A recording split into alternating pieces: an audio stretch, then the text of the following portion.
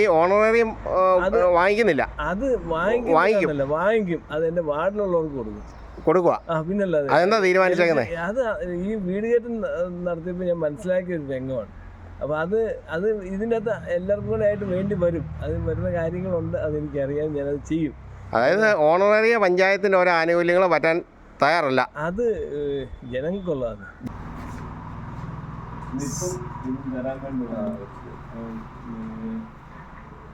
പഞ്ചായത്തിൻ്റെ ഒരു വാർഡിലേക്ക് മാത്രമേ ഞാൻ നിൽക്കുന്നുള്ളൂ. ജില്ലയോ ബ്ലോക്കോ ഒന്നും പറയാൻ ഞാൻ ആളല്ല.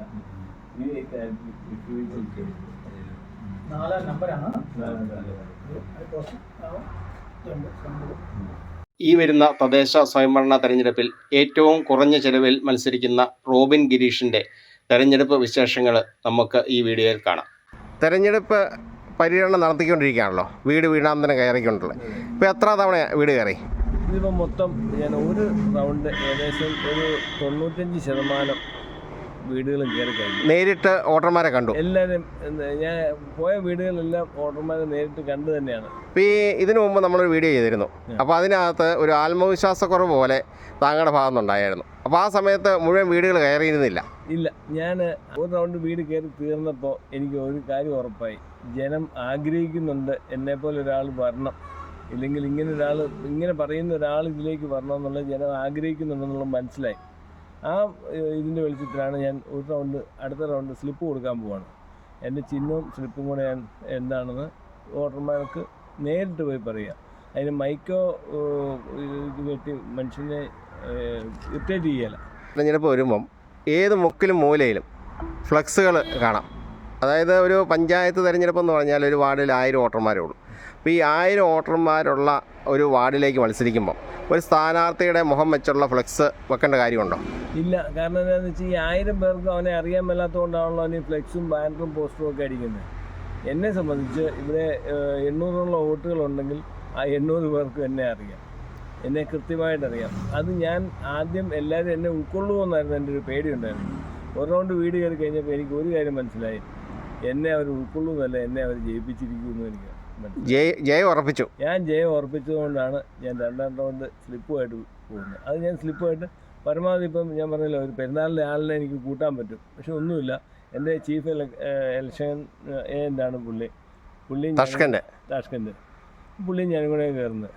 ആദ്യ റൗണ്ട് ഒറ്റയ്ക്ക് കയറി. ഇനിയിപ്പോൾ ഒരാളെ കൂടെ കൂട്ടി കയറുക. അപ്പോൾ തഷ്കന്റ് അല്ലെങ്കിൽ സ്വന്തം ഭാര്യനെ കൂട്ടി അല്ലേ? അപ്പോൾ അത്രേ ഉള്ളൂ. വേറെ കൂടുതൽ നമ്മൾ ആളെ കൂട്ടേണ്ട കാര്യമില്ല. അതായത് ഇലക്ഷന് വേണ്ടി ഒരു പൈസ മുടക്കുന്നില്ല, ഒന്നുമില്ല. എനിക്കിപ്പോൾ ഏകദേശം ഒരു 5000 രൂപ അടച്ച പൈസ ഉൾപ്പെടെ ഒരു 5000 രൂപ. അടച്ചത് എത്ര പൈസ ആയിരുന്നു അടച്ചത്? 2000 രൂപ. ഒരു 5500 രൂപ താഴെയുള്ള പൈസ എനിക്ക് മുടക്കിട്ടു. നോട്ടീസ് അടിച്ചതിനും ഇതേ ഉള്ളൂ, അത്രേ ഉള്ളൂ. ആർക്കും ഒരു ചായ പോലും മേടിച്ചു കൊടുക്കില്ല. അല്ല, അതിന്റെ ചായ മേടിച്ചു കൊടുക്കേണ്ട കാര്യങ്ങളില്ല.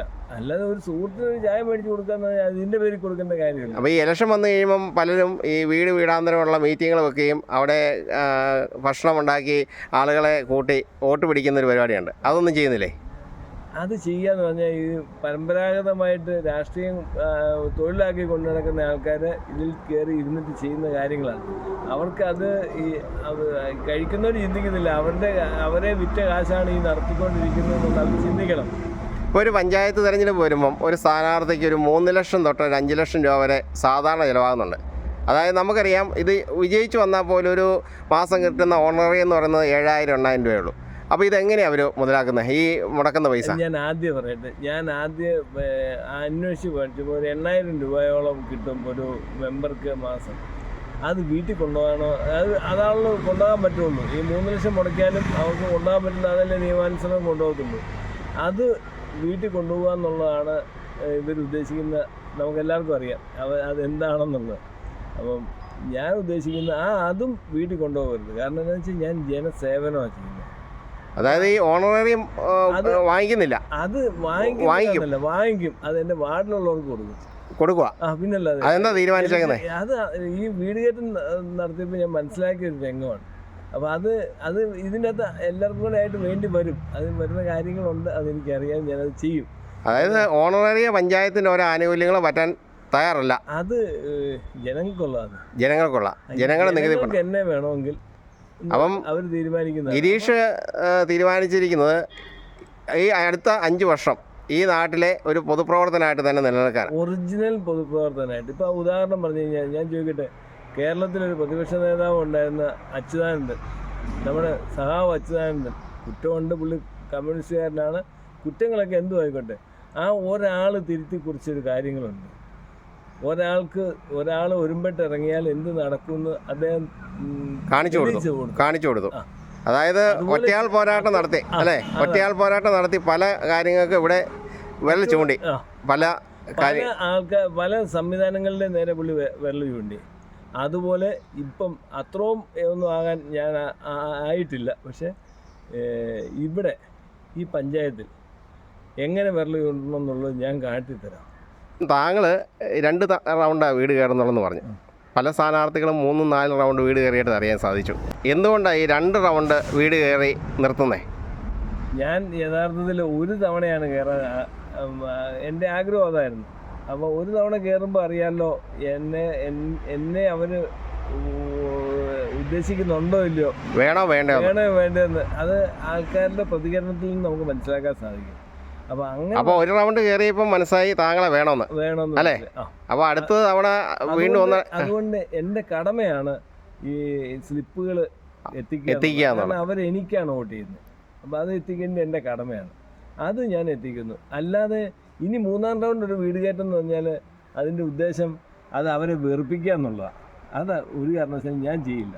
കാരണം എല്ലാ ആവശ്യമുണ്ടെങ്കിലും എന്നെ വിളിക്കാമെന്ന് ഞാൻ അതിൻ്റെ അടുത്ത് പറഞ്ഞിട്ടുണ്ട്. അതും 24/7 തന്നെയാണ് പറഞ്ഞിരിക്കുന്നത്. എപ്പം വിളിച്ചാലും ഫോൺ എടുക്കും. അതൊരു താങ്കളുടെ ഒരു ഗുണമാണ്. സംശയം തീർക്കാൻ വേണ്ടിയിട്ട് ഞാൻ ഇങ്ങനെ പറഞ്ഞതിന് 1-ാം റൗണ്ട് കയറിയപ്പോൾ തന്നെ ഇത് ഞാൻ പറഞ്ഞു കയറിയപ്പോൾ സംശയം തീർക്കാൻ വേണ്ടി രാത്രി 2:30-നും 3-നും വിളിച്ച ആൾക്കാർ നമ്മുടെ അണികളും ഉണ്ട്. അല്ല, അത് എനിക്കൊരു അനുഭവമുണ്ട്. കാരണം എന്താണെന്ന് വെച്ചാൽ ഞാൻ 2-3 തവണ താങ്കളെ വിളിച്ച് ഫോൺ ചെയ്ത് വീഡിയോ എടുക്കാൻ വേണ്ടി വന്നിരുന്നു. ചില സമയത്ത് കിട്ടിയില്ല, ചില സമയത്ത് ബിസി ആണെങ്കിലും അതിനുശേഷം താങ്കൾ തിരിച്ചു വിളിക്കും. അതൊരു പ്ലസ് പോയിൻ്റാണ്. ഇന്ന് വരെ എൻ്റെ ഫോണിൽ ഒരു മിസ് കോൾ കിടന്നാൽ ഞാൻ തിരിച്ചു വിളിക്കാതിരിക്കുകയില്ല. പിന്നെ ചിലരുണ്ട് നമ്മളെ മനഃപൂർവ്വം ഇറിറ്റേറ്റ് ചെയ്യണമെന്നും കൊണ്ട് തന്നെ. കാരണം നമ്മളൊരു സംസാരിച്ചുകൊണ്ടിരിക്കുമ്പോൾ നമ്മൾ തൽക്കാലം ഒന്ന് റിജക്റ്റ് ചെയ്താൽ അവർക്ക് മനസ്സിലാകുകയില്ല. പക്ഷെ അവർക്കറിയില്ല നമ്മൾ എന്ത് വന്നാലും തിരിച്ചു വിളിക്കാതിരിക്കില്ല. ഏറ്റവും ചിലവ് കുറഞ്ഞ രീതിയിൽ ഒരു തെരഞ്ഞെടുപ്പിനെ നേടുന്ന ആളാണ് താങ്കൾ. 8-ാം വാർഡിൽ നിന്ന് മത്സരിക്കുന്ന താങ്കൾക്ക് എല്ലാവിധ വിജയാശംസകളും നേരുന്നു. Thank you.